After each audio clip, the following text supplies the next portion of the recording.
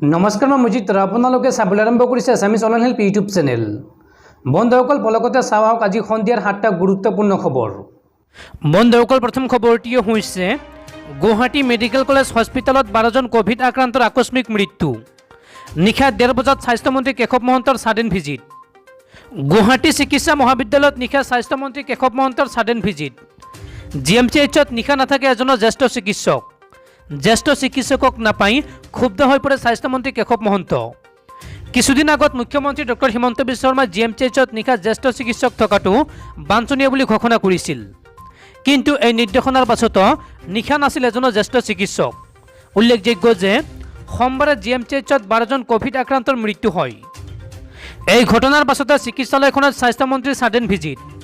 প্ৰতিটো মহলাত তন্নতন্নকৈ পৰিদৰ্শন কৰে কেশৱ মহন্তই। চিকিৎসকৰ ডিউটি লিষ্ট পৰীক্ষা কৰিলে স্বাস্থ্যমন্ত্ৰী কেশৱ মহন্তই। বন্ধুসকল তাৰপিছৰ খবৰটি হৈছে ধৰ্ষণ চুৰি হত্যা আদি অপৰাধজনিত ঘটনাত জড়িত 98% লোকেই ধৰ্মীয় সংখ্যালঘু। এই মন্তব্য বিজেপিৰ ৰাষ্ট্ৰীয় সাধাৰণ সম্পাদক তথা সাংসদ দিলীপ শইকীয়াৰ। ধৰ্ষণ চুৰি হত্যা আদি অপৰাধজনিত ঘটনাত জড়িত 98% লোকেই ধৰ্মীয় সংখ্যালঘু। এই মন্তব্য দিলীপ শইকীয়াৰ। ৰাজ্যত তীব্ৰ গতিত বৃদ্ধি পাইছে অপৰাধজনিত ঘটনা।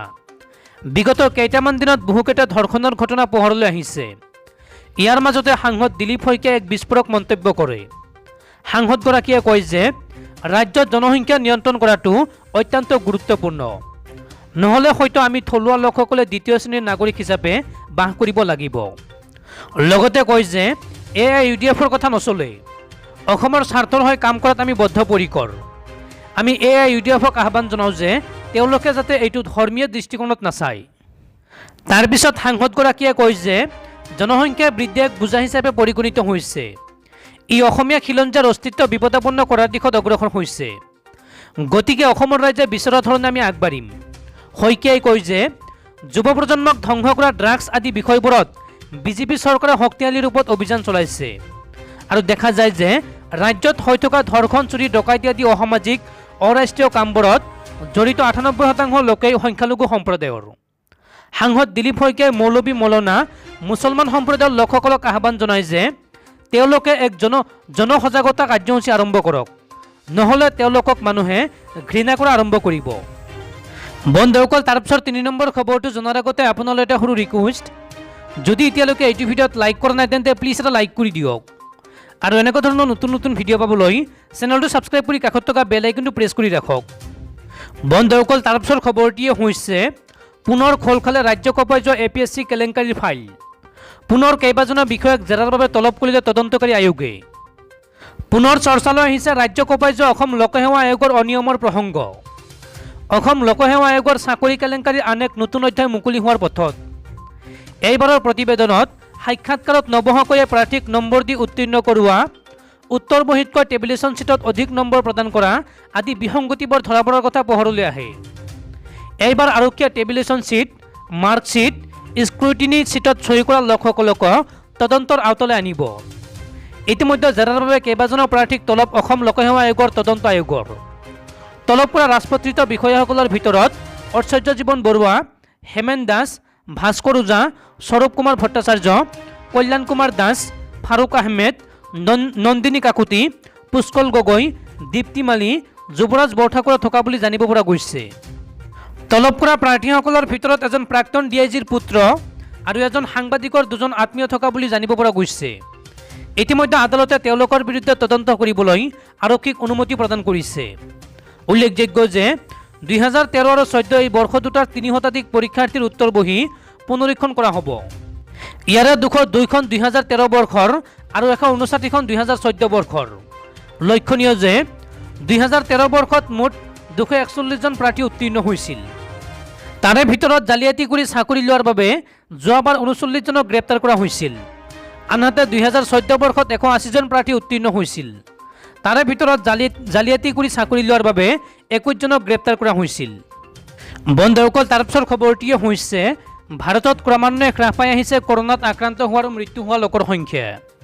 ভাৰতত বিগত 24 ঘণ্টাত নতুনকৈ পুনৰ 37,566জন লোক আক্ৰান্ত হৈছে মহামাৰী COVID-19ত। ভাৰতত কৰোণা ভাইৰাছৰ সংক্ৰমণৰ ঘটনা ক্ৰমান্বয়ে হ্ৰাস পাবলৈ লৈছে। আনহাতে মৃত্যুৰ সংখ্যাও হ্ৰাস পোৱা পৰিলক্ষিত হৈছে। দেশত সোমবাৰে পুৱা 8 বজাৰ পৰা মঙলবাৰে পুৱা 8 বজালৈকে মুঠ 37,564 জন লোক কৰোনাত আক্ৰান্ত হৈছে আৰু 907 জনৰ মৃত্যু হৈছে। এই সময়ছোৱাত 56,994 জন লোক সুস্থ হৈ উঠিছে। বিগত 24 ঘণ্টাত 20,335টা সক্ৰিয় ঘটনা হ্ৰাস পাইছে। কেন্দ্ৰীয় স্বাস্থ্য আৰু পৰিয়াল কল্যাণ মন্ত্ৰালয়ে জাৰি কৰা সংখ্যা অনুসৰি দেশত বৰ্তমান সক্ৰিয় ঘটনা 5,52,659টা। সুস্থ হৈ উঠা লোকৰ সংখ্যা 2,93,64,601 আৰু মুঠ মৃত্যু হোৱা লোকৰ সংখ্যা 3,97,637 জন। আনহাতে দেশত এতিয়ালৈকে 32.85 কোটি লোকক কৰোনাৰ ভেকচিন প্ৰদান কৰা হৈছে।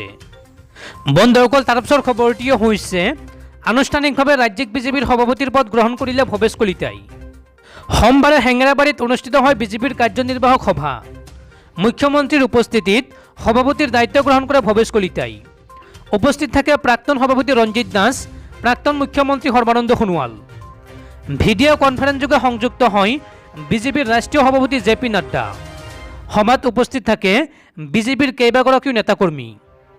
বন্ধুসকল, তাৰপিছৰ খবৰটি হৈছে 31 জুলাইৰ ভিতৰত দেশত কাৰ্যকৰী কৰক one nation one ration card. কেন্দ্ৰীয় চৰকাৰলৈ এই কঠোৰ নিৰ্দেশ উচ্চতম ন্যায়ালয়ৰ। ৰেচন কাৰ্ডক লৈ ডাঙৰ খবৰ।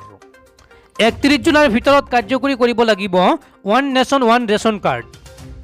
কেন্দ্ৰীয় চৰকাৰৰ কঠোৰ নিৰ্দেশ উচ্চতম ন্যায়ালয়ৰ। 31 জুলাইৰ ভিতৰত প্ৰতিখন ৰাজ্য আৰু কেন্দ্ৰীয় শাসিত অঞ্চলে বলবৎ কৰিব লাগিব এই নিয়ম। NICৰ লগতে অসংগঠিত শ্ৰমিকৰ পঞ্জীয়নৰ বাবে পৰ্টেল প্ৰস্তুত কৰাৰো নিৰ্দেশ দিয়ে উচ্চতম ন্যায়ালয়ে। কোভিডৰ বাবে ব্যাপক প্ৰভাৱ পৰিছে অসংগঠিত খণ্ডৰ শ্ৰমিকসকলৰ ওপৰত, যাৰ বাবে সকলোকে উপকৃত কৰাৰ বাবে সকলো শ্ৰমিকক পঞ্জীয়নৰ ব্যৱস্থা কৰাৰ নিৰ্দেশ দিয়ে উচ্চতম ন্যায়ালয়ে। মহামাৰী অন্ত নপৰালৈকে কমিউনিটি কিটচেনৰ ব্যৱস্থা কৰাৰো নিৰ্দেশ দিয়ে উচ্চতম ন্যায়ালয়ে। দেশৰ কোনো লোকে যাতে ভোকত থাকিব নালাগে তাক নিশ্চিত কৰাৰো নিৰ্দেশ দিয়ে উচ্চতম ন্যায়ালয়ে। বন্ধুসকল, তাৰপিছৰ খবৰটি হৈছে সংকটত মাৰ্কিন ৰাষ্ট্ৰপতি জো বাইডেনৰ চকী। আগষ্টত পুনৰ আমেৰিকাৰ ৰাষ্ট্ৰপতি হ'ব ডনাল্ড ট্ৰাম্প। সংকটত জো বাইডেনৰ চকী। আগষ্টত আমেৰিকাৰ ৰাষ্ট্ৰপতি হ'ব পাৰে ডনাল্ড ট্ৰাম্প। আমেৰিকাৰ নতুন ৰাষ্ট্ৰপতি হিচাপে কিছুমাহ পূৰ্বে শপত গ্ৰহণ কৰিছে জো বাইডেনে। কিন্তু এতিয়া উৰাবাতৰি প্ৰচাৰ হৈ আছে যে আগষ্ট মাহত ৰিপাব্লিকান পাৰ্টিৰ নেতা ডনাল্ড ট্ৰাম্প পুনৰ হ'ব ৰাষ্ট্ৰপতি। এই খবৰে হোমলেণ্ড ছিকিউৰিটি বিভাগক চিন্তাত পেলাইছে। জানিব পৰা মতে আগষ্টত ৰাষ্ট্ৰপতি হিচাপে ট্ৰাম্পে পুনৰ অধিগ্ৰহণ কৰিব বুলি প্ৰচাৰ কৰা উৰাবাতৰি আমেৰিকাত ভয়ংকৰ হাহাকাৰৰ সৃষ্টি কৰিছে। কিছুমানৰ মতে ইয়াত ভয়ংকৰ ষড়যন্ত্ৰ জড়িত হৈ আছে। উল্লেখযোগ্য যে নিৰ্বাচনত ডনাল্ড ট্ৰাম্পে পৰাজয় বৰণ কৰাৰ পিছত এক গোচৰ চলি আছে। অভিযোগ অনুসৰি ট্ৰাম্পক ভোটিং মেচিনৰ অপাৰেটৰ আৰু কমিউনিষ্ট নেতাৰ সৈতে ষড়যন্ত্ৰ কৰি নিৰ্বাচনত বিশ্বাসঘাতকতা কৰিছে। নিউয়ৰ্ক টাইমছৰ ৰিপৰ্ট অনুসৰি ট্ৰাম্পে বিশ্বাস কৰে যে তেওঁ আগষ্ট মাহত পুনৰ ৰাষ্ট্ৰপতি হ'ব আমেৰিকাৰ। অৱশ্যে ইয়াৰ পিছত কি কাৰণ আৰু কিহৰ আধাৰত হ'ব সেয়া স্পষ্ট হোৱা নাই। বন্ধুসকল, তাৰপিছৰ খবৰটি হৈছে চীন সীমান্তত ভাৰতে পুনৰ মোতায়েন কৰিলে 50,000 অতিৰিক্ত সেনা। আগ্ৰাসী বেইজিঙক ৰুধিবলৈ ভাৰতৰ ঐতিহাসিক পদক্ষেপ। সীমান্তত আগ্ৰাসী ৰূপ লৈ দেশৰ সাৰ্বভৌমত্বৰ প্ৰতি সঘনাই ভাবুকি সৃষ্টি কৰি থকা চীনক ৰুধিবলৈ অভূতপূৰ্ব ৰণকৌশল গ্ৰহণ কৰিছে ভাৰতে। জম্মু কাশ্মীৰৰ গালৱান উপত্যকা আৰু লাডাখৰ পূব প্ৰান্তত চীন ভাৰতৰ সেনাৰ মাজত সংঘাতসৃষ্ট উত্তেজনাৰ বাবেই সীমান্তত পূৰ্বতকৈ অধিক সক্ৰিয় হৈছে ভাৰতীয় সেনা। পাৰমাণৱিক শক্তিসম্পন্ন দেশ দুখনৰ মাজত দশক ধৰি চলি থকা সীমা বিবাদৰ বাবেই সীমান্তত চলা উত্তেজনাৰ পৰিপ্ৰেক্ষিতত সেনাৰ মোতায়েন বৃদ্ধি কৰিছে নতুন দিল্লীয়ে। ব্লুমবাৰ্গে প্ৰকাশ কৰা প্ৰতিবেদন মতে ভাৰতে ঐতিহাসিক পদক্ষেপ লৈ চীনৰ সৈতে থকা সীমান্তত অতিৰিক্ত 50,000 সেনা মোতায়েন কৰিছে। 2020ৰ তুলনাত সীমান্তত 40% বৃদ্ধিৰে ভাৰতে 2 লাখতকৈ অধিক সেনা মোতায়েন কৰি চুবুৰীয়া ৰাষ্ট্ৰখনৰ যিকোনো প্ৰত্যাহ্বানৰ সৈতে মোকাবিলা কৰিবলৈ সাজু হৈ আছে। বন্ধুসকল, তাৰপিছৰ খবৰটি হৈছে ভাল খবৰ। অতি শীঘ্ৰে 80,000 খালী পদত দিয়া হ'ব নিযুক্তি।